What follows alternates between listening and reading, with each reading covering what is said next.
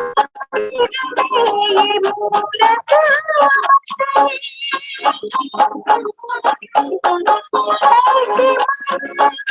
मंदिर में ये मूरत बसे, अब तो दिन रात तेरी सो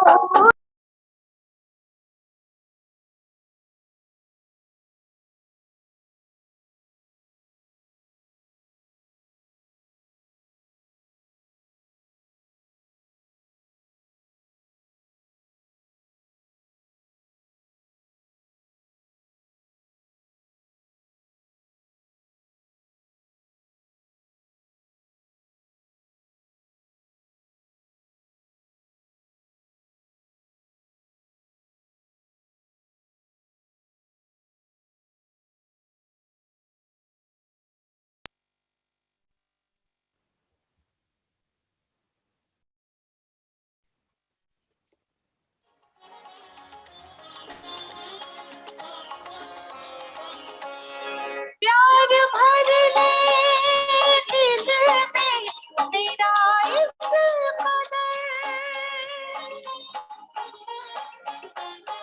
प्यार भर ले दिल में तेरा इस कदर, यादों में समाए आठों प्रहर, आठों प्रहर फिर किसी के ना प्यार की, फिर किसी के ना प्यार की दरकार हो। एक बाबा तेरा बस तेरा साथ हो, तेरा साथ नहीं शुरुआत हो।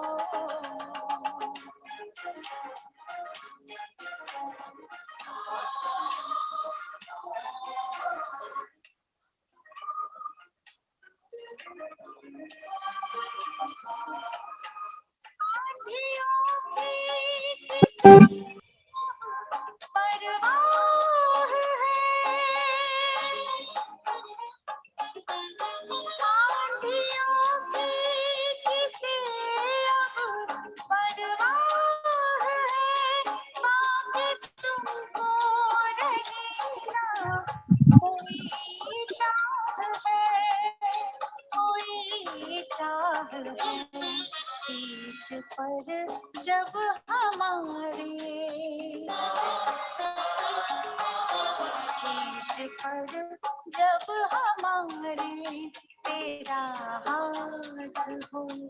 एक बाबा तेरा बस तेरा साथ हो, तेरा साथ हो।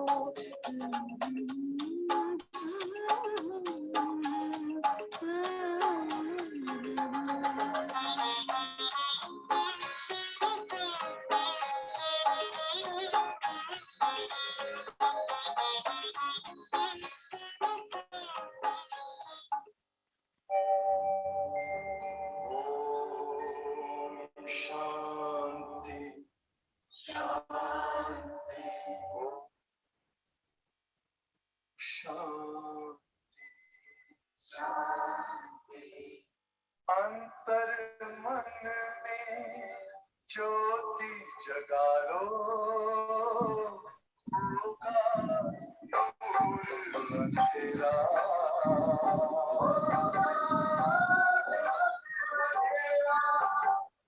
शिव का कर लो ध्यान पारा, पावन पुण्य सवेरा।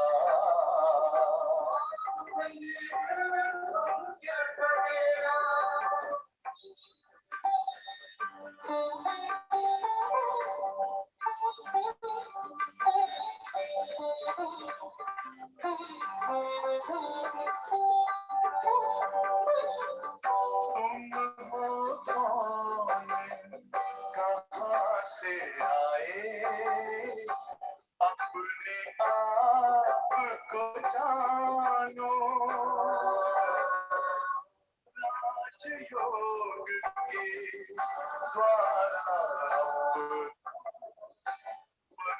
पिता पहचानो इसी राजपथ पर चलकर तुम पालो अपना बसेरा।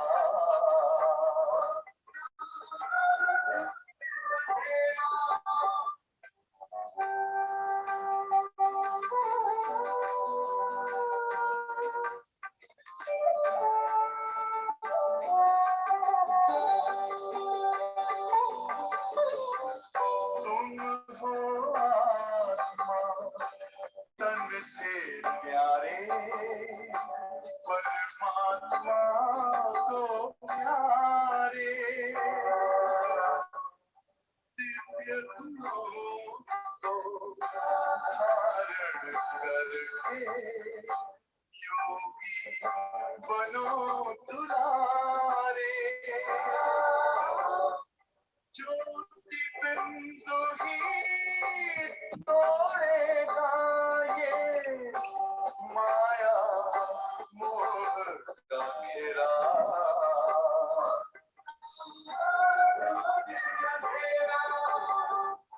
अंतर मन ज्योति जगा लो होगा दूर अंधेरा।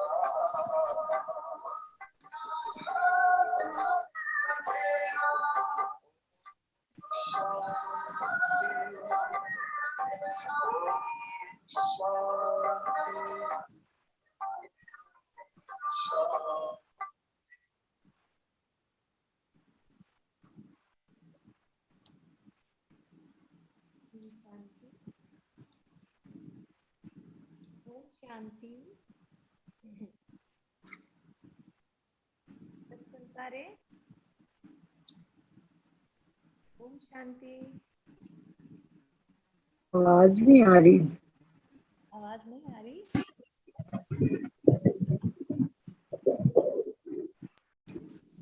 लिख दिया ना, उस लिंक से डाउनलोड। सोनिया बहन आपकी आवाज नहीं आ रही। अब आ रही है।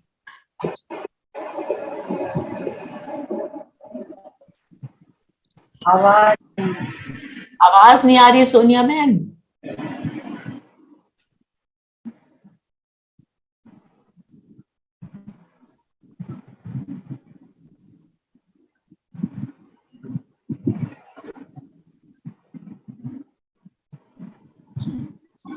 आवाज नहीं आ रही दीदी। स्पीकर पे देखो, आपका वो है ना जो जो लाउड स्पीकर बना हुआ है, वो क्रॉस तो नहीं है? नहीं, वो नहीं क्रॉस है, वो चेक कर लिया मैंने। अब आ रही है आवाज? बहुत लो है, बहुत लो। कनेक्शन तो ठीक है, आवाज लो क्यों आ रही है? एक मिनट।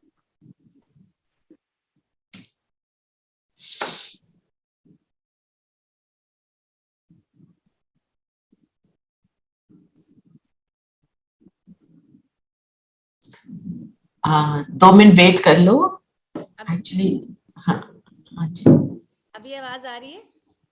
नहीं, अच्छा ऐसे करो सोनिया बहन, आप लॉग ऑफ करके फिर लॉग इन करो। 1 मिनट, मुझे होस्ट बना दो। ठीक है, मुझे होस्ट बना दो। ओके। ओम शांति।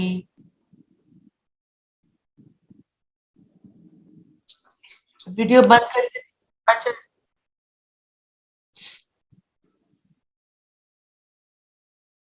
हाँ, अभी ट्राई करो। अभी आ रही है? अभी भी अच्छी तरह नहीं आई, थोड़ा सा ही बेटर है। लॉग ऑफ करके करो।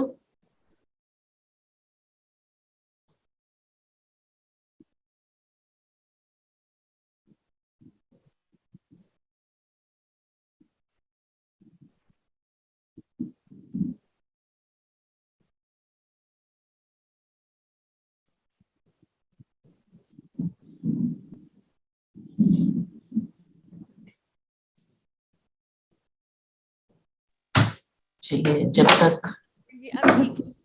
अब आ रही है? नहीं, सोनिया बहन क्या हो गया आज? आप ना लॉग ऑफ करके लॉग इन करो। Wait.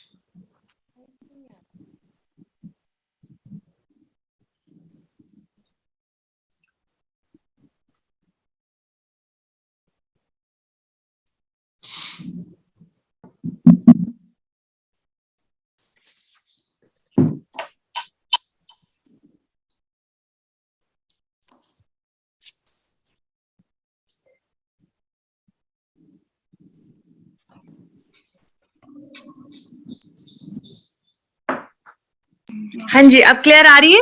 Yes, yes. Yes, yes, very much clear. Okay, thank you.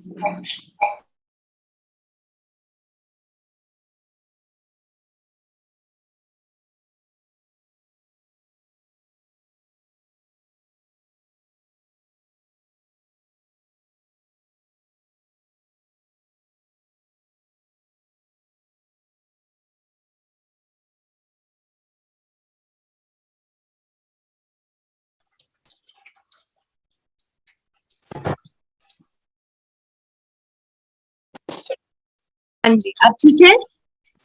अब ठीक है। सॉरी फॉर डिले, कभी टेक्निकल प्रॉब्लम भी आ जाती है। आज अच्छा। आपके सोनिया बहन मुरली रिवाइज करेंगे। ओम शांति। ओम शांति। ओम शांति। ओम ओम शांति। शांति। सबको बाबा का याद प्यार। ओम शांति, नमस्ते। ओम आज शांति। 10 जून 2022 का बाबा का साकार मुरली का रिवाइज कोर्स है। बाबा कहते मीठे बच्चे सदा इसी नशे में रहो। किस नशे में रहना है? ज्ञान सागर बाप की ज्ञान वर्षा हमारे ऊपर हो रही है, जिससे हम पावन बनकर अपने बड़े घर में पहुंचे। तो इस समय बाबा किसकी वर्षा कर रहे हैं हम पर? ज्ञान की वर्षा, है ना।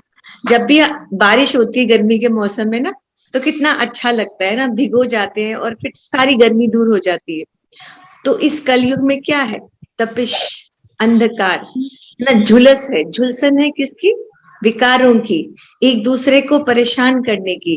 तो जब बाबा आकर ज्ञान की वर्षा करता है तो हम सब क्या हो जाते हैं? शीतल हो जाते हैं।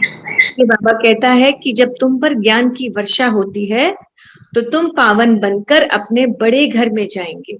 तुम्हारा बड़ा घर कौन सा है? निधि बड़ा घर, पहले तो हम परम धाम। परम धाम में जाएंगे, उसके बाद फिर सतयुग। हमारा घर तो एक ही है, परम धाम। बाकी तो हम तो पार्ट प्ले करने के लिए मेहमान बनकर उतरे हैं ना।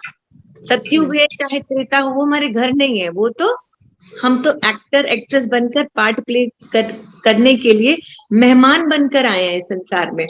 तो ये चक्र सारा क्या है? ये जो जर्नी है, ये हम मेहमान बनकर रोल अदा कर रहे हैं। पर जो हमारा असली घर है वो परम धाम, जहां से हम नीचे उतरे हैं। देखो हमारी बिगनिंग जो है परम धाम से स्टार्ट हुई है। फिर बाबा ने देखा कि ये आत्मा है तो कुछ नहीं एक्टिविटीज है, एकदम अनकॉन्शियस है। तो बाबा ने फिर एक सुंदर सी दुनिया बनाई और कहा जाओ पार्ट प्ले करके लौट आओ। तो हम पार्ट प्ले करते रहे पर लौटने का रास्ता भूल गए। तभी तो बाप आया ना रास्ता दिखाने के लिए कि तुम्हारा घर शांति धाम है, परम धाम है, अब तुम्हें उसे याद करना है। क्योंकि जिसका नया घर बनता है तो बुद्धि योग पुराने घर से टूट जाता है ना। अब कोई एक छोटे से घर में रहता हो, चौल में रहता हो, तो जब उसका महल बन रहा हो तो वो चौल को देखेगा, उस घर को नहीं देखेगा ना, तो उसे महल ही याद आएगा हर पल। तो बाबा कहते आज प्रश्न क्या है? तुम बच्चों का निश्चय किस आधार से और भी पक्का होता जाएगा? क्या निश्चय रहेगा? कौन सा आधार है जो निश्चय पक्का हो जाएगा?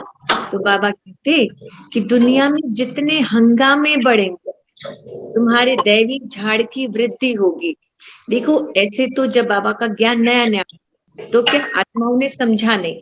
उन्होंने कहा अभी तो कलयुग बहुत बड़ा है, अभी संसार का कहाँ अंत है, ये तो ऐसे ही विनाश विनाश करे जा रहे, कहीं तो दिख नहीं रहा। फिर जब कोई कैलमिटी आई या कोई ऐसा भवंडर आया तो फिर बहुत सारे मानने लगे कि हाँ ईश्वर ने कहा था ऐसी कैलमिटीज आएंगी, ऐसा विनाश होगा, तो ये तो दिख रहा है। फिर झाड़ बनने लगता है ना। तो अभी देखो पिछाड़ी आ गई। पिछाड़ी में क्या हुआ? एक बड़ा झटका क्या आया? कोविड का। जब कोविड का झटका आया तो वो लोग जो कहते थे कि आप कहते थे ऐसे मरेंगे बहुत सारे होलसेल के भाव, ऐसा तो दिख नहीं रहा, तो उन्होंने भी प्रत्यक्ष देखा। अब उनके पास भी तर्क करने के लिए कोई कारण नहीं बचा, तो इसलिए कहते हैं जो बीकेस कहते हैं वो सच कहते हैं। क्यों?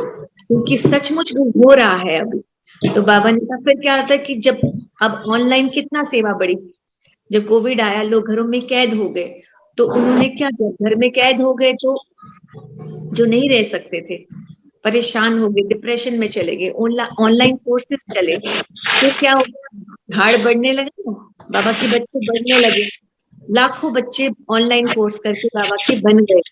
तो इसलिए बाबा ने कहा दैवी झाड़ की वृद्धि होगी, दुनिया से दिल हटती जाएगी।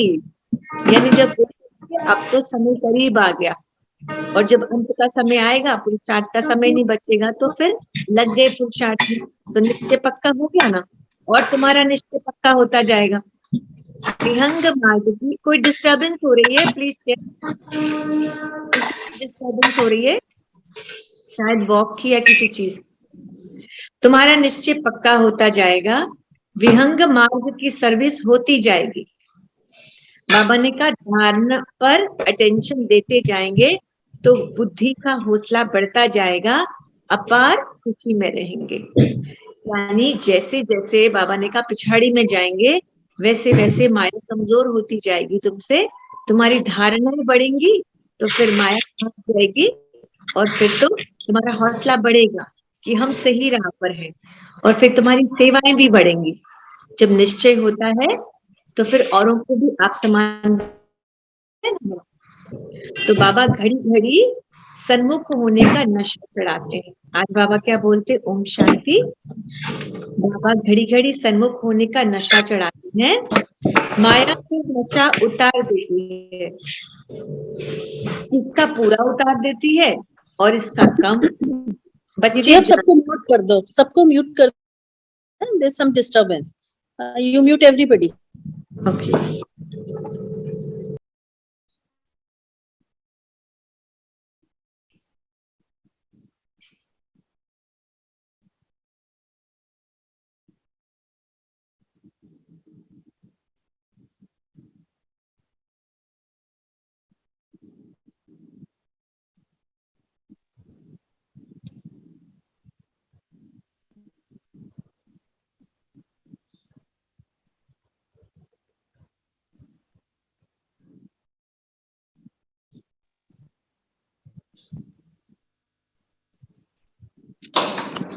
हाँ जी, ठीक है।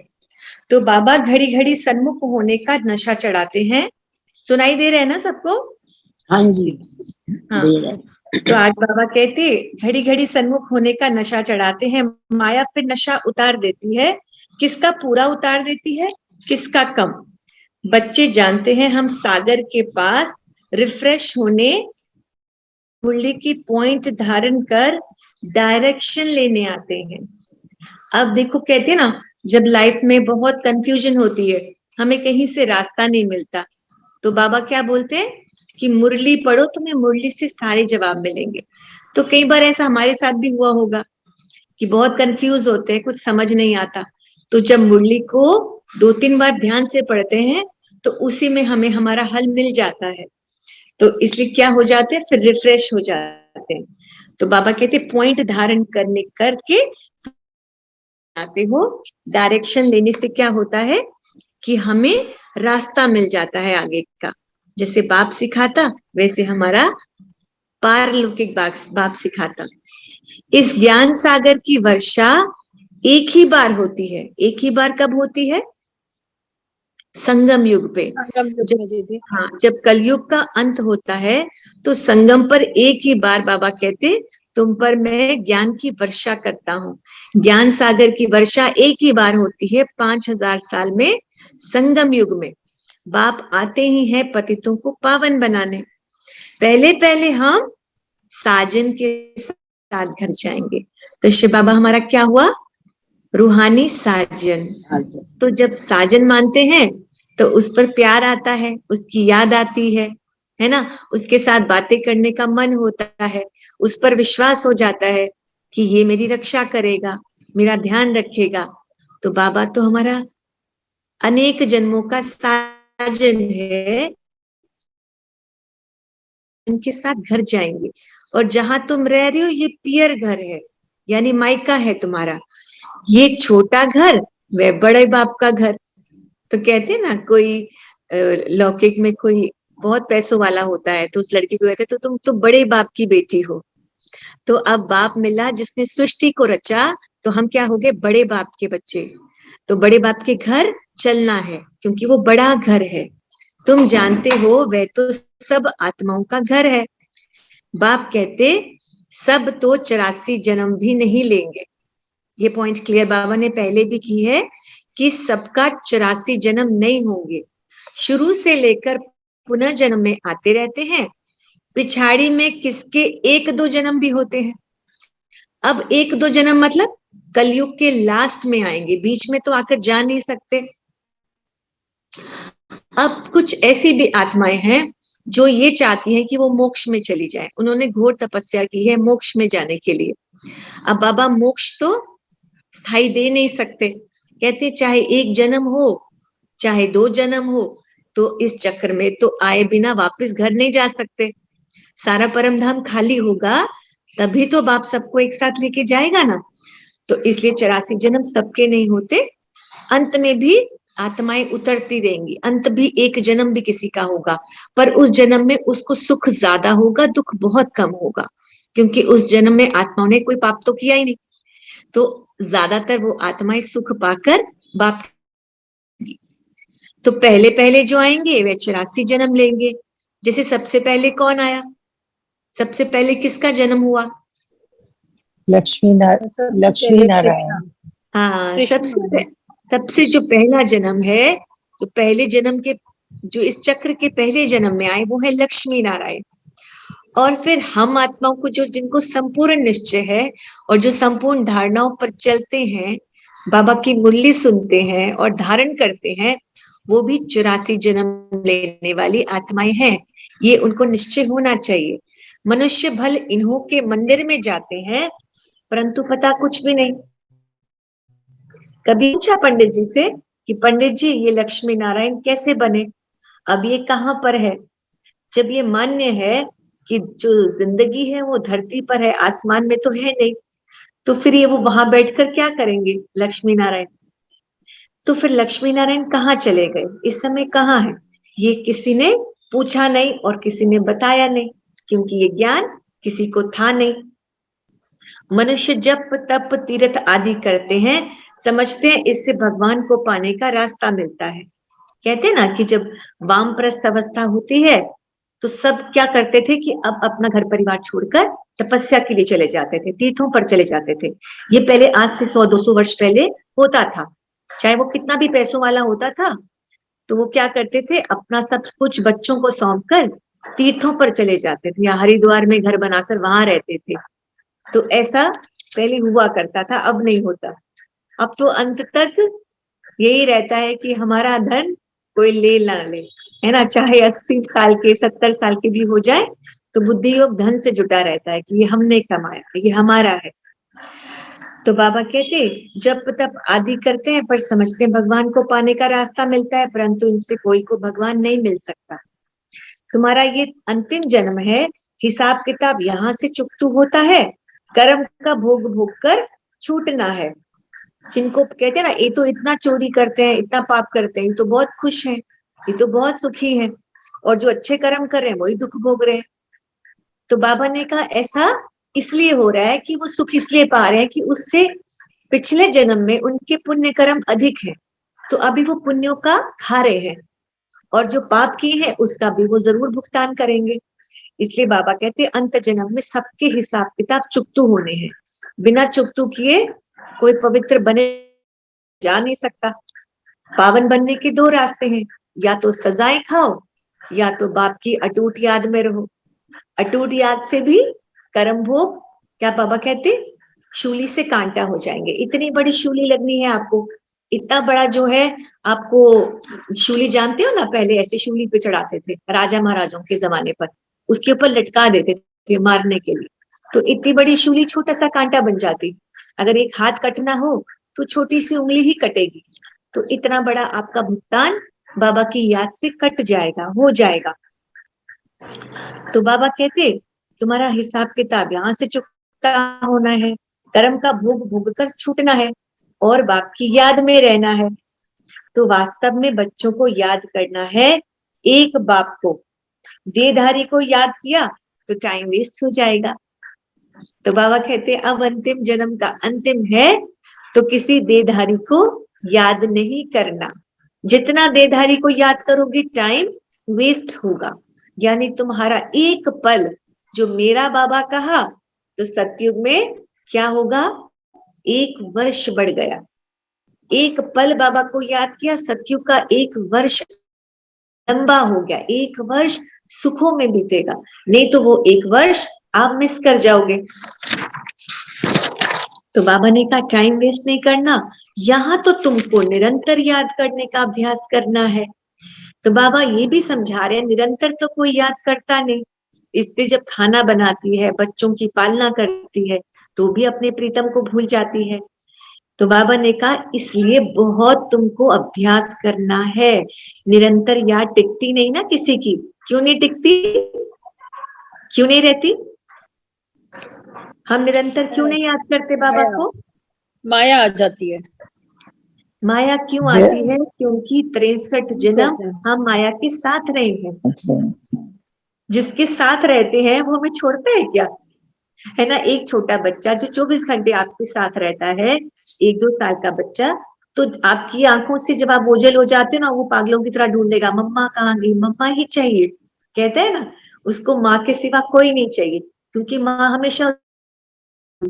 इस तरह हम 63 जन्म माया के साथ चिपके हुए थे, माया को ही अपना समझते थे, उसे सच्चा समझते थे। तो इसलिए ना हम माया से छूट रहे हैं, ना माया हमें छोड़ने दे रही है। इसलिए क्या होता है, निरंतर याद टिक नहीं पाती, माया बार बार कोशिश करती है, ये तो मेरे थे, अब मेरे से दूर क्यों जा रहे हैं, है ना, तो जोर लगाएगी। तो ताकि बाबा ने कहा इतना अभ्यास बढ़ाओ, इतना अभ्यास बढ़ाओ, ताकि पिछाड़ी में ऐसी अवस्था हो कि एक ही की याद रहे, एक ही की याद रहे। बाथरूम में जाओ, जब नहाओ तो ये सोचो कि जो ऊपर स्नान में कर रही हूँ इस शावर से, ये बाबा की ज्ञान की वर्षा हो रही है मुझ पर। ब्रश करो तो सोचो बाबा मेरे दांतों को चमका रहा है, जैसे मेरी आत्मा को चमका रहा है। कभी दांत भी खराब नहीं होंगे, बाकी आपके खाने पीने पर डिपेंड है। ऐसे कोई भी कर्म करो, खाना बनाओ, बाबा इस खाने में शक्ति भर रहा है, बाबा इन बच्चों को भी देव समान बना रहा है। तो ये आपको स्थायी याद के लिए युक्तियां रचनी है। तो बाबा ने ये भी समझाया तुम बच्चे अभी मलेच्छ से स्वच्छ बन रहे हो। अब मलेच्छ क्या है? मलेच्छ क्या होता है? किसको कहते हैं मलेच्छ? जो साफ नहीं। मलेच्छ जो होते हैं वो कई के दिन नहाते धोते नहीं है, वो क्या करते हैं, मांस मदिरा का सेवन करते हैं, अशुद्ध खान पान होता है उनका, ना शरीर की स्वच्छता, ना मन की स्वच्छता, ना मन साफ है, ना तन साफ है, तमो प्रधान होते हैं, तमो प्रधान। हाँ, यानी भोजन भी उनका तमो प्रधान, अशुद्ध खाना खाते हैं और खिलाते हैं। अब कोई ना भी खाए तो दुकानों पर बेच रहा है ना, तो दूसरों को बेच रहा है, वो भी तो मलेच्छ है, तो गंदगी में रहता है और गंद को खाता पीता बेचता है। तो तुम बाबा कहते कि तुम मलेच्छ से स्वच्छ बन रहे हो, यानी सुबह उठते ही बाबा को याद, स्नान और बाबा की मुरली। ये किसका काम है? देवताओं का। देवताएं कैसे रहते हैं? सुबह उठते ही ओम शांति बाबा, मीठे बाबा, नहाते बाबा को याद, ब्रश करते बाबा को याद, फिर नहाते हुए बाबा की मुरली सुनना सबसे पहला काम। तो क्या हो गया? स्वच्छ। तो बाबा कहते तुम मलेच्छ का खाना खा नहीं सकते, गाया हुआ भी है जैसा अन्न वैसा मन। तो अन्न का हमारे मन पर प्रभाव जरूर पड़ता है। तो जो खराब चीज खरीद करता है और जो बनाता है, जो खाता है, उन सब के ऊपर पाप पड़ जाता है। अब कई ऐसे होते हैं वो कहते हैं कि हम खाते तो नहीं है, पर घर में फिर भी बच्चों को एग्स खिलाएंगे, नॉनवेज खिलाएंगे, हम नहीं खाते पर बच्चों को खिलाएंगे या मेहमानों को खिलाएंगे। तो बाबा कहते उससे भी तुम पर पाप पड़ जाता है, दंड पड़ जाता है। जितना खाना पाप है उतना खिलाना भी पाप है। तुम खुद स्वच्छ बन रहे हो और तुम दूसरों को मलेच्छ बना रहे हो, तो क्या कहते हैं कि इस पर भी पाप पड़ता है। अंत में बाबा कहते, तुम राम की श्रीमत से रावण पर जीत पा रहे हो। अक्षर सुनेगी तो अंदर जचेगा उनको ना, किनको? जो देवकुल की आत्माएं होंगी उनको तीर लगेगा, वे समझने के लिए आ जाएंगे कि उनको पहली ही बात अच्छी लगेगी कि हम आत्माएं हैं। तो ये बेहद का सेमिनार रोज बाबा करते हैं। ये है आत्माओं का परमात्मा के साथ सेमिनार। तो हम क्या कर रहे हैं बाबा के साथ? सेमिनार। ज्ञान की सेमिनार। कहते हैं ना वो वर्कशॉप अटेंड करो, तुम्हारा माइंड ब्लो करेगा। वो वर्कशॉप सीखो, है ना। पर्सनालिटी डेवलपमेंट, कई तरह की टाइम मैनेजमेंट, ऐसे सेमिनार्स होते हैं, हम अटेंड करते हैं सीखने के लिए। तो ये बाबा की सेमिनार अटेंड करने के लिए हम क्या बनेंगे? 21 जन्मों के लिए श्रेष्ठ देवता। नौकर चाकर वाले देवता नहीं, श्रेष्ठ देवता, यानी राजा महाराजाओं वाला सेमिनार है हमारा। आज धारणा क्या दी? कर्म भोग से छूटने के लिए क्या करना है? एक बाप की याद में रहना है। देहधारी को बाबा ने कहा याद करने से टाइम वेस्ट होगा, वो नहीं करना है। बुद्धि की लाइन बहुत क्लियर रखनी है। क्लियर मतलब एक बाप के साथ के सिवा और कुछ भी याद नहीं करना है, ये मन में पक्का कर लो। जिसको भी याद करना है सिर्फ बाबा को याद करना है। क्यों? क्योंकि फिर अंत में बाबा याद आएगा और फिर हमारी गति होगी, सदगति होगी। तो दूसरा बाबा ने बोला भोजन बहुत शुद्ध खाना है, क्योंकि जैसा तुम अन्न खाओगे वैसा तुम्हारा मन होगा। इसलिए किसी भी मलेच्छ यानी विकारी बुद्धि को स्वच्छ बनाना है। तो आज के ये क्या बाबा ने हमको बोला होमवर्क करने के लिए? आज बाबा का होमवर्क ये था, कर्म भोग छूटने के लिए एक बाप की याद में रहना है, देदारी को याद करके टाइम वेस्ट नहीं करना है, बुद्धि की लाइन क्लियर रखनी है, खाने की परहेज बताई, मलेच्छ के हाथ का नहीं खाना, बुद्धि को स्वच्छ रखना है। स्वच्छ तब होगी जब ना बुरा देखेंगे, ना सोचेंगे, ना करेंगे। तो सोच से ही विकार आते हैं, तो सोचना भी गलत नहीं है, किसी के लिए भी गलत नहीं सोचना। तो वरदान है, रूहानी सिंपथी द्वारा सर्व को संतुष्ट करने वाले सदा संपत्तिवान भव। ये सोचो बाबा का हाथ हमारे सर पे है और बाबा हमको वरदान देता, रूहानी सिंपथी द्वारा सर्व को संतुष्ट करने वाले सदा संपत्तिवान भव। जब कोई दुखी होता है हम उसको सिंपथी देते हैं तो उसको अच्छा लगता है, उसकी दुआएं हमको मिलती हैं। इसलिए बाबा कहता, इस संसार में संपत्ति तो सबके पास है पर सिंपथी नहीं है किसी के पास, क्योंकि सब क्या हो गए हैं? सब क्या हो गए? सेल्फिश, अपना सोचते हैं। तो सिंपथी नहीं है। तो असली सिंपथी क्या है? बाबा का परिचय देना। भल किसी को कुछ भी नहीं हो, किसी के पास अगर कुछ भी नहीं हो लेकिन सिंपथी हो, दूसरों के लिए शुभ भावना हो, दूसरों के लिए क्या हो कि इसका मैं कैसे इसका सेवा करूं, मैं कैसे इसका ध्यान रखूं। तो बाबा ने कहा उससे भी तुम सबको संतुष्ट कर सकते हो। आपकी सिंपथी ईश्वरी परिवार के नाते से है। इस रूहानी सिंपथी से तन, मन और धन की पूर्ति कर सकते हो।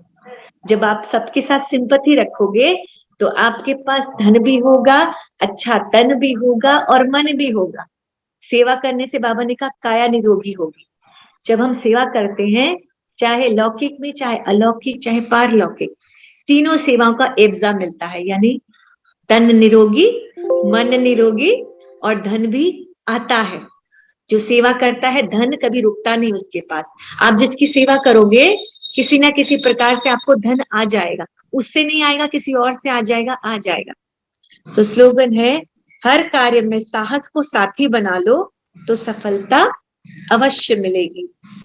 तो साहस के बिना तो काम होता भी नहीं है ना। साहस तो ब्रह्मा बाबा ने किया, मशाल लेके चल पड़े, पवित्रता का दामन पकड़ा, कितना सहा पर साहस नहीं छोड़ा, तो आज मिल गई ना सफलता, अपार भरपूर सफलता। तो कोई पॉइंट डिस्कस करेगा, फिर हम ना एक योग करेंगे, बहुत अच्छा योग करेंगे जिसमें हम पूज्य स्वरूप और फरिश्ता स्वरूप में सेवा करेंगे। तो कोई अगर याद हो तो एक दो पॉइंट बताएगा कि क्या धारण करेंगे वो आज के होमवर्क से, क्या आज बाबा ने बताया और वो क्या करने वाले हैं? दीदी सिंपैथी द्वारा तन मन धन की पूर्ति कर सकते हैं, मतलब वेरी इंपॉर्टेंट आज की मुरली में जो ये वर्ड है रूहानी सिंपैथी। बाबा ने कहा रूहानी सिंपैथी, फिर तो शरीर से भी हो जाएगी, पर पहले रूहानी सिंपैथी। यानी आत्मा भाई हैं, ये दुखी हैं, इन आत्माओं को मुझे शांति का दान देना है, तो यही रूहानी सिंपैथी हम करने वाले हैं इस ड्रिल द्वारा। और बाबा ने क्या समझाया हमें? जी दीदी, बाबा ने क्या स्लोगन आई लाइक कि अपने अगर अपना निश्चय कर लो, अपना टारगेट सेट कर लो, तो साहस के साथ करेंगे तो सफलता जरूर मिलेगी। हर चीज में साहस होगा तो साहस से सफलता हुई पड़ी है। तो एक मुख्य बाबा ने बताया मलेच्छ के हाथ का नहीं खाना। जैसा अन्न वैसा मन। तुम जिसके हाथ का खाना खाते हो ना, उसका प्रभाव आपके मन पे पड़ता है। तो जिसके हाथ का खाना खाते हो तो वो कोशिश करो, वो भी बाबा को जानता है कि नहीं जानता है, वो किस स्थिति में बना रहा है, इसका भी ध्यान जरूर रखना है। क्योंकि वो जिस स्थिति में बनाएगा आपका योग नहीं लगेगा। फिर अगर उसकी स्थिति अच्छी नहीं है खाना बनाते समय, तो आपका योग नहीं लगेगा। इसलिए खाने का भी याद में खाना है और याद में पका हुआ खाना है। ठीक है, चलो एक बहुत अच्छे दीदी, अगर सबके लिए शुभकामनाएं हम रखते हैं, लेकिन वो दूसरा जना शुभकामनाएं तभी रिसीव करेगा ना जब उसका ट्रांसमीटर, मतलब वो उस एक्सेप्ट कर पाएगा, उस वेवलेंथ में होगा। नहीं तो उसको कैसे पता चलेगा कि आप कामना उसके लिए कर रहे हैं? उसको पता नहीं चल, उसको पता अपने आप चलेगा, क्योंकि रूहों का संबंध है ना। बाबा ने कहा रूहानी सिंपैथी। अगर आप आत्मा समझकर उस आत्मा को वाइब्रेशन देते हो, और उस आत्मा में अगर विकारों की परत ज्यादा गाढ़ी है, यानी वो आत्मा जो बिल्कुल ही कहते हैं ना मलेच्छ तरह की है या फिर बहुत विकारी है, तो उसको समय जरूर लग सकता है वो भावना पहुंचने में, पर ना पहुंचे। बाबा कहते हैं ऐसा हो नहीं सकता। हो सकता है साल लग जाए, 6 महीने लग सकते हैं, 2 साल भी लग सकते हैं, तो हो ही नहीं सकता, क्योंकि रूहानी सेवा हमेशा सफल होती है। ब्रह्मा बाबा ने ऐसे मलेच्छों की तो सेवा की है ना, जो गाली भी देते थे, फिर वही आकर पैरों में गिरे। तो बाबा ने कहा सेवा आपकी बेकार नहीं जाएगी, तो शुभ भावना शुभकामना का दामन छोड़ना नहीं है, रूहानी सिंपैथी जारी रखनी है। एक माता का अनुभव है, उस माता ने कहा मेरा बच्चा कभी घर का खाना खाता ही नहीं था, वो हमेशा बाहर ही होटल का खाना खाता था, बाहर खाता था, उसे घर का खाना अच्छा नहीं लगता था, और फिर वैसा ही आचरण हो गया। तो उस माता ने बहुत अच्छा उसके लिए शुभ भावना रखी, लिखती थी ये बाबा का बच्चा है, ये घर का शुद्ध खाना खाता है। कहती उसको 2 साल लग गए इस भावना को रखने में, पर 2 साल के बाद उस बच्चे ने ऐसा छोड़ा वो बाहर का खाना कि बाहर का तो बिल्कुल त्याग कर दिया और घर का माँ के हाथ का ही खाने लगा, और माँ का इतना सेवाधारी बन गया, माँ की बहुत सेवा करने लगा। मतलब जो माँ कहेगी वही मैं करूंगा। यानी वो सेवा सिर्फ घर का खाना ही शुरू नहीं किया, पर माँ का बहुत आज्ञाकारी और सेवाधारी बन गया, यानी सहयोगी बन गया। तो इसलिए सेवा कभी व्यर्थ नहीं जाती। तो अभी शुरू करें एक ड्रिल, करते हैं सब अपनी। हेलो हाँ जी दीदी, 2:30 बजे जो सकाश देना होता है वो मतलब क्या होता है? सकाश क्या होता है कि इस संसार को सब आत्माओं के रूप में देखना है। ये पृथ्वी का अभी हम जो देने वाले हैं ना, हम सकाश ही देने वाले हैं। सकाश क्या होता है? बाबा से किरणों का फ्लो मेरी आत्मा के अंदर जा रहा है। अपने आप को शरीर नहीं देखना, लाइट का शरीर मेरा जो है, ये लाइट का बना शरीर है। जैसे आप देखते हो ना कि आत्माएं उड़ रही होती है, ऐसे वो आत्मा मेरी लाइट का शरीर है, और उसमें मैं आत्मा बैठी हूँ स्थायी, सिर्फ वाइट है मेरा सारा जो ऑरा। और बाबा की जो तेज किरणों का प्रवाह है मेरी इस रूप में जा रहा है, और यहाँ से निकल के इस धरती के ग्लोब में जा रहा है। तो उसको कहते हैं, वो देखो किरणें यहाँ से निकल के जा रही है ग्लोब में, उसे कहते हैं सकाश देना, यानी रूहानी। दीदी 4 बजे और 2:30 बजे का कुछ अलग है या मतलब कैसे? रात को आप रात को 2:30 बजे कह रहे हो?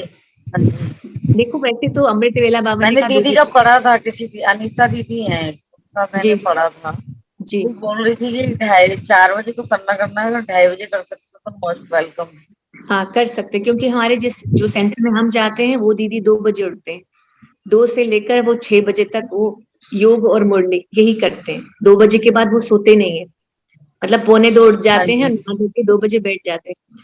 तो वह उन्होंने कहा एक तो जब अंत में ही कोई आया है, हमारा पुरुषार्थ बहुत तीव्र होना चाहिए। 4 बजे तो सारे ब्राह्मण उठ जाते हैं, तो उठ सकते हैं तो अच्छी बात है, उठकर फिर अच्छी स्थान पे बैठ जाओ। फिर बेडरूम में नहीं बैठना चाहिए, बाहर कहीं बैठो जहाँ हवा आ रही हो, या लिविंग रूम जैसे दीदी के आइज खुल जाती है कई बार, जैसे जाना है वॉशरूम जाना है, तो मैं थोड़ा सा करके फिर मैं लेट जाती हूँ, फिर 4 साढ़े 4 फिर अलार्म लगाती हूँ, फिर उठ जाती हूँ। हाँ, तो आप बाहर बैठकर क्या कर सकते हो, नहीं भी नहाना धोना, नहा धो के तो फ्रेश होकर बैठ सकते हैं, नहीं नहाना धोना है तो ऐसे भी बैठ सकते हैं। और फिर पूरी दुनिया को इमर्ज करो, परम धाम में पूरे संसार की आत्माएं बैठी हैं बाबा के पास, तो मैं बाबा के क्लोज जाकर वो शक्तियां रिसीव कर कर इस पूरे झाड़ को, यानी संसार की सर्व आत्माओं को वो बाबा की किरणों का दान दे रही हूँ, शक्ति पहुंचा रही हूँ। वो बहुत तीव्र सेवा है। ये सेवा अगर हो जाए रोज 21 दिन, तो आपके घर की स्थिति बदल जाएगी। इतना कमाल है। दीदी वैसे अमृत वेला तो 4 o'clock बाबा ने बोला है ना, इट इज 4 o'clock 2 बजे, तो फिर बाबा ने ये भी कहना निद्रा भी पूरी करनी है। I mean you have to be very, अगर आपकी हेल्थ अच्छी है तभी कर सकते हैं ना अमृत वेला। जो ये जरूरी नहीं, जो कर सकता है, जिसको नींद ही नहीं आ रही है, जिसको नींद नहीं आती है, हाँ, जिसको नींद नहीं आती है वो ये सेवा कर सकता है। और या जिसको बहुत तीव्र पुरुषार्थ करना है, पता है पूरा दिन वो घर में ही है, तो घर में तो कभी भी रेस्ट कर सकता है। अब कोई प्रोफेशन में है, डॉक्टर है या किसी कोई टीचिंग में है, तो उसको बहुत काम करने हैं, तो वो तो 2 बजे उठेगा तो बहुत वो मुश्किल हो जाएगा उसके लिए, वो तो सो नहीं सकता। पर जो घर में ही है, तो घर में तो आप 12 बजे भी सो सकते हो नाश्ता करा के, सबको पूरा दिन है आपके पास, तो इसलिए कर सकते हो तो बहुत अच्छी बात है। जितना करेंगे उतना पाएंगे, और अगर नहीं हो पाता है तो फिर 4 बजे तो है ही। पर बाबा ने कहा निद्रा जीत बनने का अभ्यास करो, क्योंकि अब जितना पुरुषार्थ होगा उतना ही तुम्हारे कर्म भोग चुकता होंगे, और जितनी सेवा होगी उतना तुमको फल मिलेगा, उतना बड़े से बड़े राजा बनोगे। दीदी हमेशा बैठ के करना होता है, अगर कोई लेट के करे तो? लेट के करो तो फिर माया आके सुला देगी आपको। कभी होता नहीं है, ये मैंने भी कोशिश की कि पीठ अकड़ गई है तो अब पीठ को आराम देने के लिए थोड़ा लेट के करती हूँ, पर वो लेटते जब हैं तो फिर लेट हो जाते हैं। फिर माया क्या करती है, पूरा चांस लेती है, सुला देती है आपको, फिर 2 घंटे बाद ही उठोगे। तो दीदी एक बात और, लेकिन दीदी जब हम अगर सो भी जाएंगे तो बाबा की याद में ही सोएंगे ना, तो वो सबकॉन्शियस माइंड में तो वही बाबा ही रहेंगे ना? नहीं रहेगा ना, क्योंकि सोकर तो पुरुषार्थ नहीं होता। आप सो जाओगे तो फिर उसमें तो ना याद रहेगी, वो तो बेहोश हो गए ना। फिर बाबा को याद करके सोए हैं, पर सबकॉन्शियस माइंड में वो इतनी अलर्टनेस नहीं रहती, वो 1 सेकंड का आएगा बीच में, पर स्थायी जो शक्तियां रिसीव करते हैं वो रिसीविंग नहीं चलती है सोते हुए, वो रिसीविंग नहीं चलती है, वो कॉन्शियसनेस नहीं रहती है, वो तो बेहोशी में हो गया ना। एक पल याद आया बाबा, पर सेवा नहीं होती उससे। दीदी एक बात और कि हम सब हमारा ये आखिरी जन्म है जिनका, तो अब जब तक ये सृष्टि मतलब परम धाम का वो टाइम आएगा, तब तक ये आत्माएं कहाँ जाके रहेंगी? क्योंकि अगर ये आखिरी जन्म है और अगर अभी 100 साल बाद आना है, 50 साल बाद आना है, तो हम कहाँ रहेंगे तब तक? सूक्ष्म वतन में तो नहीं रह सकते, ना परम धाम में रह सकते। देखो, जो भी आत्माएं अभी शरीर छोड़ रही है ना, वो सूक्ष्म पतन तक तो पहुंच नहीं सकती, क्योंकि वो मरना ही नहीं चाहती है और उनको ज्ञान भी नहीं है। अब आत्मा इतनी भारी है, जितनी आत्मा भारी है उतना बाबा ने कहा वो नीचे ही रहेगी। अब वो तो क्या करती, इतनी भारी आत्मा अपने घर परिवार के आगे पीछे घूमती रहेगी। तब उसकी शांति का हम पाठ रखते हैं घर में, तो फिर उसको जाना ही पड़ता है। फिर किसी माँ के पेट में जो 3 महीने का गर्भ है उसमें चली जाती है अपने कर्मों के अनुसार, पर सूक्ष्म वतन तक नहीं पहुंच पाती, क्योंकि वहां तक तो बहुत, जैसे जितना हम अभ्यास करेंगे फरिश्तापन का, बहुत अभ्यास करेंगे, आजीवन अभ्यास करेंगे, तो कहीं जाकर सूक्ष्म वतन के सबसे नीचे पहुंचेंगे। अभी वहां तक तो ब्रह्मा बाबा है या दादियां हैं या जिन्होंने बहुत तीव्र पुरुषार्थ किए वही पहुंच पाए। तो फरिश्तापन की स्थिति का अभ्यास तभी तो बाबा बोलता है ना करो, तभी तो सूक्ष्म वतन तक पहुंचकर सेवा करेंगे। नहीं तो इस धरती का लेवल है ना चांद सितारों से भी बहुत नीचे, वहीं पे आत्माएं घूम रही है, सब वहीं घूम रही है और उनको जन्म नहीं मिल रहा। ये बहुत बड़ा कष्ट है, जन्म ही नहीं मिलता, तो ऐसे ही भटक रही है, ढूंढती है कोई शरीर मिले, कोई कमजोर शरीर मिले तो हम उनमें प्रवेश करके अपनी इच्छाएं पूरी करें। तभी तो ये पर प्रवेशता हो रही है ना। आत्माएं कोई कमजोर शरीर कमजोर आत्मा देखती है तो अंदर चली जाती है और फिर अपनी इच्छाएं पूरी करने की कोशिश करती है। तो बाबा ने कहा अंत में ऐसा बहुत होगा, लोग अकाल मरेंगे, फिर शरीर ढूंढेंगे, किसी भी शरीर में प्रवेश कर जाएंगे, तो 5-5, 8-8 आत्माएं भी एक शरीर में प्रवेश कर जाएंगी। तो ये भी उनका दीदी ये मुझे समझ में नहीं आया, ये पार्ट मुझे समझ नहीं आया कि कैसे शरीर में प्रवेश कर लेंगी आत्माएं कोई और। देखो आत्मा उन्हीं के शरीर में प्रवेश करेंगी जिनके साथ उनका हिसाब किताब होगा, यानी हिसाब किताब यानी कि उस आत्मा से कुछ लेना देना है उनका, ऐसे नहीं कर सकती। यानी उस आत्मा ने किसी जन्म में दुख दिया है उनको या कुछ लेकर नहीं दिया है, तो उनको उससे लेना है, तभी तो प्रवेश कर सकती है ना आत्मा उसके शरीर में। इसका मतलब दीदी उसके शरीर में 2 आत्मा हो जाएंगी? 2 भी हो सकती है, 4 भी हो, अंत में, अभी नहीं, अंत में ऐसा भी हो सकता है कि 4-4 आत्माएं भी एक शरीर में प्रवेश कर पाएंगी, इतना तमो प्रधान और कमजोर शरीर जब हो जाएगा किसी का। पर हमारे साथ ऐसा नहीं हो सकता क्योंकि हम तो बाबा के बच्चे हैं ना, हमारे अंदर तो अभी ऑरा भी है, शक्ति भी है, तो हमारे अंदर पर ऐसा भी तो हो सकता है कि वो एक और जन्म ले लें, अभी एक और जन्म ले लें। सब नहीं, सब ऐसे सबके साथ ऐसा नहीं होगा, सबका तो लास्ट जन्म नहीं है ना, क्योंकि भटकती तो वही है जो बहुत कमजोर आत्माएं हैं। हर आत्मा तो और हर एक का लास्ट जन्म तो नहीं है ना, कहीं तो अभी जाकर दोबारा जन्म ले रही है ना।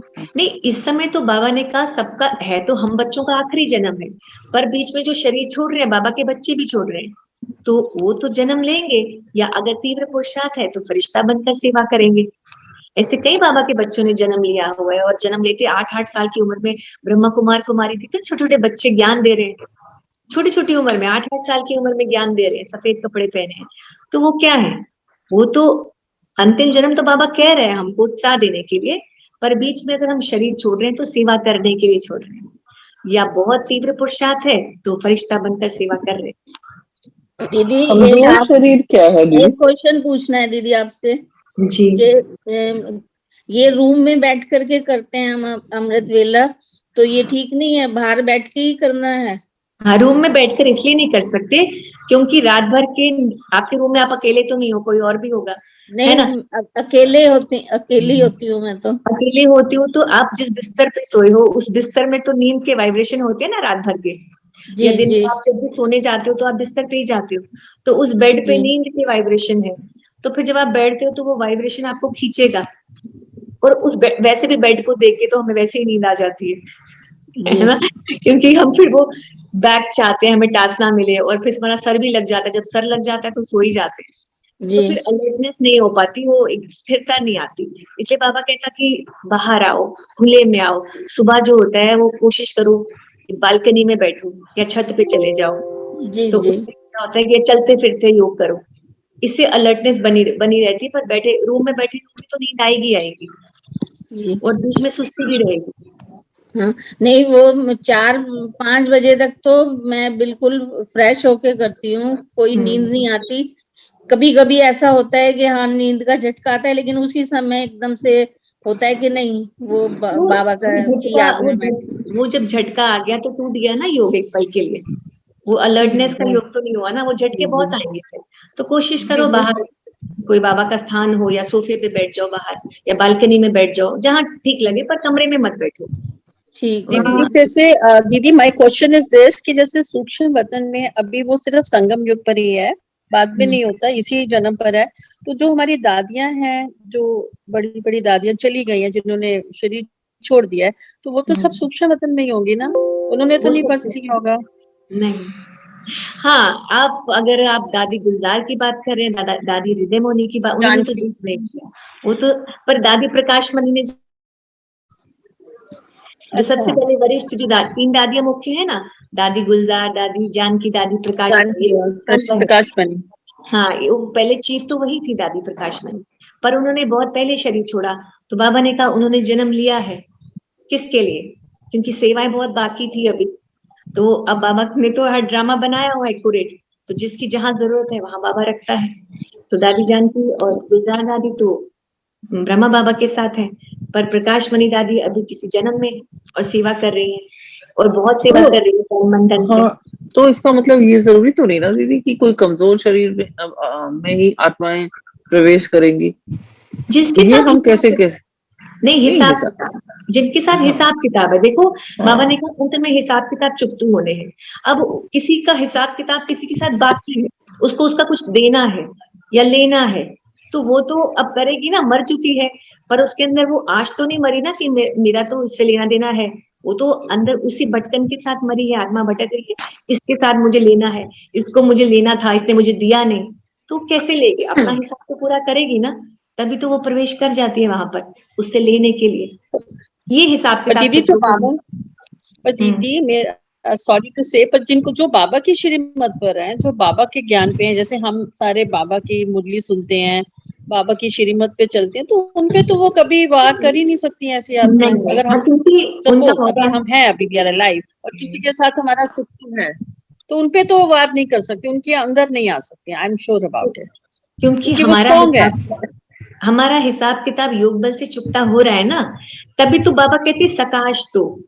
क्या करो? फरिश्ता बनकर सकाश दो। जो हम सकाश देते हैं ना, उससे वो आत्माएं संतुष्ट हो रही है हमसे, तो फिर उनका हमसे लेना देना रहा ही नहीं ना। जिनको कुछ मिला ही नहीं आपसे, दुख ही मिला है, वो तो आपसे हिसाब पूरा करने आएगा ना।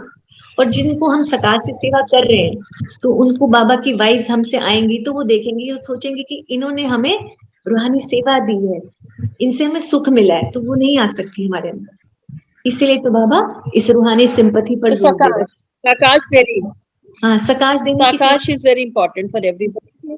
अगर कोई हमसे, कोई आत्मा हमसे नाराज है या हमारे से वो बदला लेना चाहती है, तो वो सकाश देंगे, तो अपने आप वो ठहर जाएगी, ठंडक मिलेगी उसको। हाँ, उस आत्मा को फिर हमसे हिसाब किताब योग से ही चुकता हो जाएगा, वो फिर हमें कष्ट देने नहीं आएगी। किसी ने हमें कष्ट देना होगा ना, तो उस सकाश से वो हिसाब पूरा हो जाएगा, पर वो रोज देनी पड़ेगी। एक बारी दी तो हो गई, ऐसा नहीं। और हमें नहीं पता किस किस जन्म में किसके साथ हिसाब है हमारे। कौन अचानक कोई एक्सीडेंट करने आ जाता है, कोई अचानक ही चोरी करके ले जाता है ना, अचानक, हमें पता भी नहीं, तो पता नहीं किस जन्म में किसके साथ बाकी है। तो बाबा ने कहा इसलिए बेहद की सेवा करो, यानी बेहद के ड्रामा में ऊपर परमधाम में शिव बाबा के साथ बैठकर फिर शक्ति लेकर सूक्ष्म वतन में आओ। उस सूक्ष्म वतन में पूरे विश्व को सकाश दो। पता नहीं विश्व में कौन आत्माएं हमारे साथ हिसाब किताब के नाते जुड़ी है, तो सबको मिल हिसाब किताब चुकतू हो जाएगा हिसाब किताब।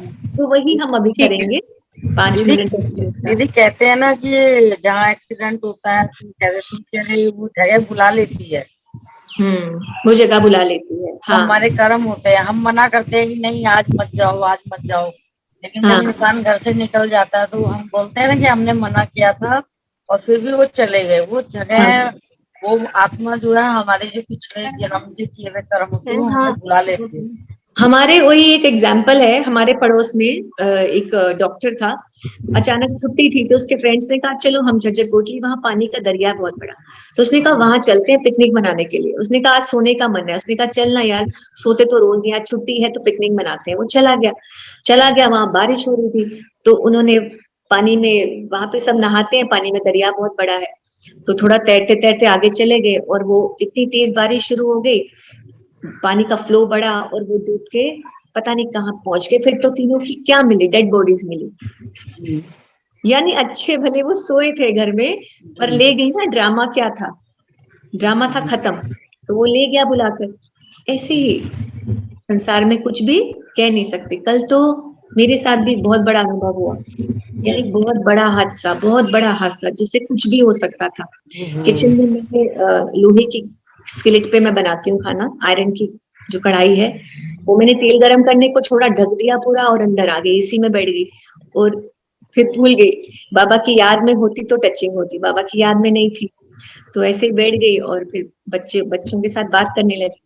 अचानक बाहर बेटी ने आवाज दी, कहा मम्मा वो जल रहा है सारा, यानी उस कढ़ाई से आग की लपटें निकल रही थी, इतनी बड़ी लपटें, मतलब ऐसे लग रहा था कि सारी किचन कहीं जल ना जाए, यानी चिमनी तक पहुंच रही थी। तो मैंने स्केलेट को पकड़ लिया, सिर्फ मतलब मेरा हाथ भी जल सकता था, पर उसपे कवर था, ऐसे उसका ऐसे होता ना पैन का डंडा होता है जो, उस पे कवर था, मैंने पकड़ लिया, और वो लपटें ऐसे जैसे मेरी तरफ आ रही हो, समझ ही नहीं आ रहा था अब क्या करूं।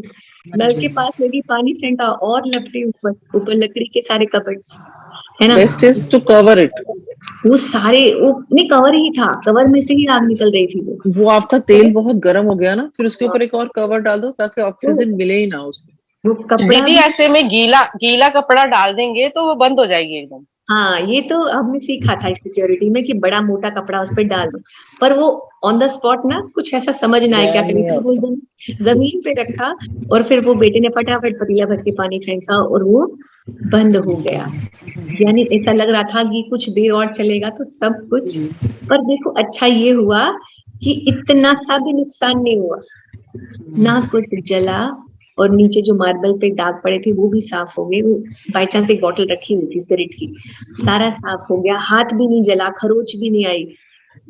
और क्योंकि हमारे मेरे साथ बिल्कुल ये हो चुका है। मैंने दिवाली के दिन वो घी गर्म करने के लिए छोड़ा और ऊपर चली गई, पता ही नहीं, वापस आके पानी का छींटा दिया और ऊंचा, ओहो। तो पर वही होता, पानी नहीं डालना है उसके ऊपर, पानी नहीं डालना कभी। हाँ, हमारा चूल्हा भी क्या था, कांच का जो होता है ना, वो जो कांच के बने होते हैं, वो भी टूट जाता है ना कई बार। वो भी टूट जाता है। पर जिस दिन लाया था तो बेटे ने बोला मम्मा ये टूट सकता है, इसकी कोई वो नहीं होती, बहुत डेलिकेट होता है। तो पर मैंने उस पर स्टिकर लगा दिया थे, मैंने कहा अब ये डेलिकेट नहीं है, इस पे बाबा का स्टिकर लगा है ना, ये बहुत शक्तिशाली हो गया, क्योंकि ये बाबा का चूल्हा है। और उस चूल्हे पर इतनी आग की लपटें आई थी, पर वो चूल्हे पे भी खरोच नहीं आई।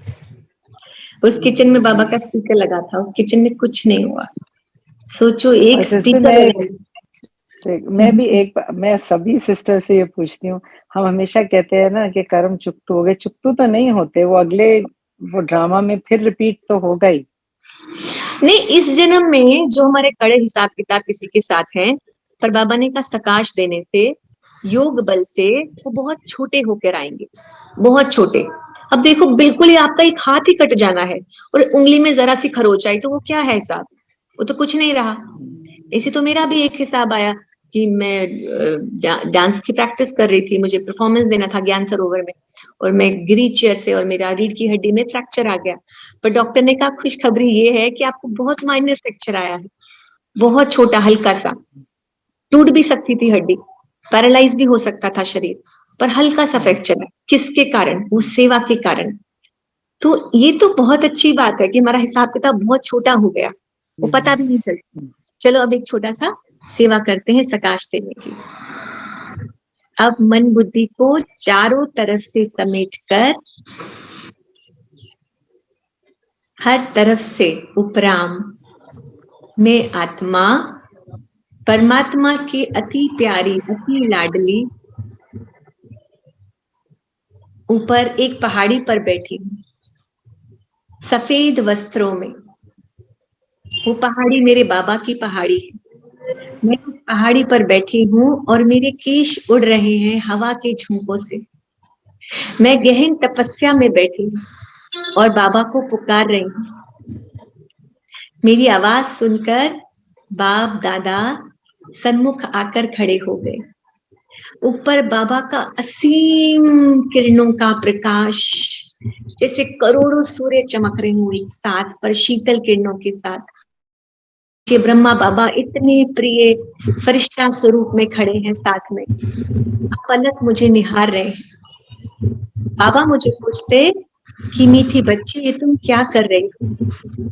मैंने कहा बाबा आपको ही तो याद कर रही हूँ, अब आप मुझसे सेवा कराएं, अब आप मुझे अपने साथ ले जाओ और जैसे चाहो वैसे मुझे यूज करो। बाबा ने कहा, बाबा ने सुनते ही अपनी शक्तिशाली किरणों का प्रवाह मेरी ओर बढ़ाया। बाबा के किरणें ब्रह्मा बाबा से होते हुए उनके मस्तक से निकल के मेरी मस्तक में, भ्रुकुटी में जो मैं आत्मा बैठी हूँ उसमें तीव्र गति से जा रही। बाबा की शक्तियों की, शांति की, सुख की किरणें मुझ आत्मा को भरपूर कर रही हैं। अब बाप दादा मुझे पुकार के ले जा रहे हैं, चलो बच्ची उस मंदिर में सेवा करनी है जहाँ हजारों भक्त अभी भी मुझे ढूंढ रहे हैं। लग रही है। मैं बाप दादा के साथ मंदिर में जाकर उस मूर्ति में समाकर बैठ गई। वो जो माँ दुर्गा की मूर्ति है बहुत विशाल, शेर पे सवार, जिसने दुर्गुणों पर विजय प्राप्त की, उस मूर्ति में जाकर बाबा ने मुझे प्रवेश कराया। मैं समा गई उस मूर्ति में। ऊपर बाबा छत्र बनकर मुझसे सेवा कराने के लिए विराजमान हो गए। कितना सुंदर सुहाना बाबा का स्वरूप है। मैं तो भीतर से भी सिर्फ बाबा को ही देखी जा रही हूँ। अब बाबा ने कहा, इन भक्तों की आश तुम्हें पूरी करनी है। वाह बाबा, आपने मुझे क्या से क्या बनाया। कहा तो मैं इन भक्तों की लाइन में खड़ी, हाथ जोड़े, हाथ फैलाए खड़ी रहती थी। कहा तो आपने मुझे ये साक्षात देवी बना दिया और मुझसे सेवाएं कराकर मुझे इतना भरपूर करने वाले हो। बाबा ने मुस्कुराकर मेरे सर पर प्यार का हाथ रखा और निरंतर बाबा के हाथ से निकल के वो किरणें मुझ देवी के रूप से निकलते हुए पूरे भक्तों की ओर फैल रही है। सारे भक्त जय माता दी का नारा लगा रहे हैं, हाथ जोड़े खड़े हैं।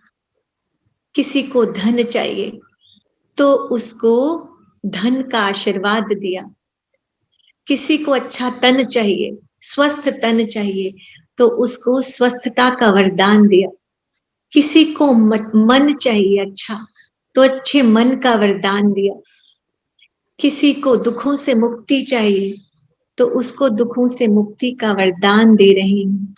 प्यारे बाबा से लेकर कोई संबंधों से दुखी है तो उसको उपराम होने की शक्ति का वरदान दे रही हूँ। सबसे उपराम भव, बाबा के पास जाओ, तुम्हें शिव बाबा से ही मुक्ति, जीवन मुक्ति का रास्ता मिलेगा। हे भक्तजनों, जिसको तुम ढूंढ रहे हो वो भगवान आ चुका है। वो तुम्हारा निराकार शिव परमात्मा धरती पर आ चुका है। मैं भी जिससे लेकर तुमको शक्तियां देती हूँ वो भगवान आ चुका है। जाओ उससे वर्षा लो, तुम्हारे सारे दुख दूर होंगे। फिर तुम मांगने वालों की लिस्ट में नहीं, देने वालों के रास्ते पर आ जाओगे। तुम वरदाता के बच्चे हो, परमात्मा को पहचानो। अब वो भक्त मेरे सिर पर चमकते बाबा के प्रकाश को देख रहे हैं और महसूस कर रहे हैं कि कहीं से तो हमको ये प्रकाश मिल रहा है। वो सब आत्माएं, वो भक्त आत्माएं संतुष्ट हो रही हैं और जय माता दी करके धन्यवाद दे रही हैं। बाबा मेरी इस सेवा से बहुत प्रसन्न है और आशीर्वाद देकर बोलते हैं कि चलो अब तुम्हें फरिश्ता स्वरूप में बेहद की सेवा करनी है। एक पल न लगाया मैं उड़ चली, आत्मा अपने प्यारे परमात्मा के किरणों का हाथ पकड़ के ऐसे लटकती हुई जा रही हूँ जैसे बच्चा एक झूले में झूलता हुआ जा रहा हो। अब मैं और बाप दादा सूक्ष्म वतन में खड़े हैं और हमारे बीच में नीचे धरती का ग्लोब है। बाप दादा से निकलती हुई शक्तियों की किरणें मुझ फरिश्ता पे पड़ रही है। बाबा ने मुझे फरिश्ते का बहुत सुंदर ड्रेस पहनाया है, पूरा चमकीला सफेद ड्रेस, और उस ड्रेस से किरणें फूटकर पूरे सूक्ष्म वतन में फैल रही हैं। अब बाप दादा मुझे प्रेम से निहार रहे हैं और उनसे निकलती शक्ति की किरणें मुझ फरिश्ते रूप में समाकर इस विश्व के ग्लोब पर जा रही है। इस विश्व में जो भी दुखी आत्माएं हैं, जो भगवान को ढूंढ रही हैं, उन सबको बाबा का रास्ता दिखा रही हूँ। जो देवता कुल के नहीं भी हैं, उन्हें भी सुख शांति का अनुभव हो रहा है। सब आत्माएं उस शांति को, उस शक्ति को महसूस कर रही हैं। सभी आत्माएं उस खुशी को महसूस कर रही हैं। और देख रही हैं ऊपर कि कोई तो फरिश्ता है जो हमें ये सुख और शांति का वरदान दे रहा है। निरंतर देखें अपने स्वरूप को। मैं फरिश्ता अति चमकीला, बाबा की लाडली बच्ची, बाबा से शांति और शक्ति की किरणें लेकर पूरी धरती पर बेहद की सेवा फैला रही हूँ। पांचों तत्व तत्व प्रधान हो रहे हैं। हे धरती माँ, हे जल तत्व, हे आकाश तत्व, वायु तत्व, अग्नि देवता, जाने अनजाने जो भी मैंने जो भी हनन किया मैंने, जो भी नुकसान पहुंचाया आपका, उसके लिए मैं आपसे क्षमा चाहती हूँ। अब मैं हमेशा पांचों तत्वों की सेवा करूंगी। हे पांचों तत्वों, आप परमात्मा की शक्तियों से सतो प्रधान हो रहे हो। आप मुझसे संतुष्ट हो रहे हो। पांचों तत्व संतुष्ट होकर मुझे आशीर्वाद दे रहे हैं कि वे विनाश काल में मुझे और मेरे परिवार को, मेरे आसपास कोई हानि नहीं होने देंगे। बाबा की किरणों का प्रवाह निरंतर मुझसे निकल के इस धरती में समाते जा रहा है। पांचों तत्व सुख अनुभव कर रहे हैं, सतो प्रधान प्योर हो रहे हैं। सब आत्माएं अति सुख का अनुभव कर रही हैं। जो हॉस्पिटल में बीमार हैं, असंख्य करोड़ों लोग, उनको भी मैं रहम भाव से देख रही हूँ। रूहानी सिंपैथी से, उनके कष्टों से बाबा से शक्ति लेकर उन्हें मुक्ति दिला रही हूँ। अस्पताल में तड़पती आत्माएं उस शांति को महसूस कर रही हैं। सब मुझे दुआएं दे रही हैं कि आपका निरंतर योग एक बाप से लगा रहे। आप यूं ही सेवा करते रहे। आप उच्च पद को प्राप्त करें। मैं फरिश्ता सबसे आती हुई दुआओं के प्रवाह को अपने में धारण कर रही हूँ। सबकी दुआएं मुझे बहुत समर्थ सक्षम बना रही हैं। मेरा ये तन भी स्वस्थ है। अब मैं बाबा को धन्यवाद दे रही हूँ।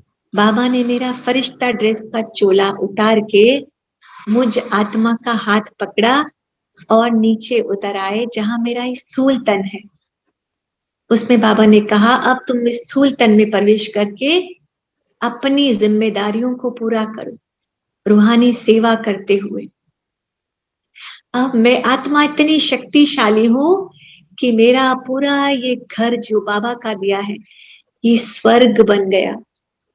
मेरे पूरे शरीर से निकलती हुई शक्तियों की शांति की किरणें पूरे घर में फैल रही हैं। किचन में जा रही हैं,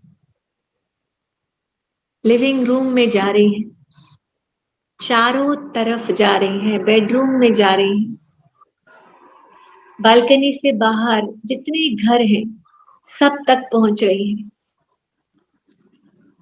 मेरी पूरे शरीर से निकल के शक्ति शांति की किरणें पूरे वायुमंडल को अति सुखमय बना रही है। जिस घर में बाबा के घर में हम रहते हैं, ये बाबा का घर बहुत सुख दे रहा है हमें।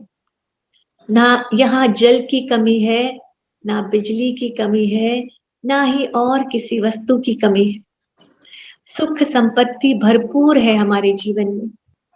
हमारे घर की सब आत्माएं बहुत सुखी हैं और बाबा के बच्चे हैं। मेरे तन के अंदर भी जो अंधकार है सब दूर हो रहा है, सब रोग समाप्त हो रहे हैं। मेरे शरीर के जिस जिस हिस्से में दर्द है, मुझे तकलीफ है, वो बाबा से ली हुई शक्तियों से हील हो रही है। महसूस करें, मेरे तन के भीतर जिस जिस हिस्से में दर्द है, बीमारी है, वो नष्ट हो रही है। मेरा खून एकदम साफ हो गया है। इंटेस्टाइन्स एकदम क्लियर हो गई है। पेट एकदम साफ है। लिवर बहुत शक्तिशाली हो गया है। सारे अंगों पर बाबा की किरणों को जाते हुए देखें। मेरी जो पिडलियां हैं, मसल्स हैं, वो पावरफुल हो रही हैं। सारा दर्द गायब हो गया। सारे दर्द से मैं मुक्त आत्मा हूँ। मैं श्रेष्ठ योगी आत्मा हूँ। इसी के साथ मैं बाप दादा को धन्यवाद देती हूँ। शुक्रिया बाप दादा, शुक्रिया बाबा, शुक्रिया जो आपने मुझसे ये सेवा कराई, जो आपने मेरा घर मंदिर बनाया, स्वर्ग जैसा बनाया हमारा जीवन, संपत्तिवान बनाया हमें। उसके लिए बहुत शुक्रिया बाबा। आपका बहुत बहुत बहुत दिल से शुक्रिया बाबा। थैंक यू बाबा, थैंक यू बाबा। ओम शांति, शांति। अब सब प्यार से बस प्यार से एक बार बोलेंगे, मेरा बाबा मीठा बाबा, मेरा बाबा। क्या बोलेंगे? बहुत मेरा बढ़िया। बाबा। दिल से बोलो ना, मेरा बाबा मीठा बाबा, प्यारा बाबा। मेरा बाबा मीठा बाबा, प्यारे बाबा, प्यारा बाबा, कदा साथ सुंदर बाबा। चलो इसी के साथ ब्यूटीफुल दीदी, बहुत अच्छी आपने याद कर रही है। थैंक यू बाबा। ओम शांति, ओम शांति, ओम शांति।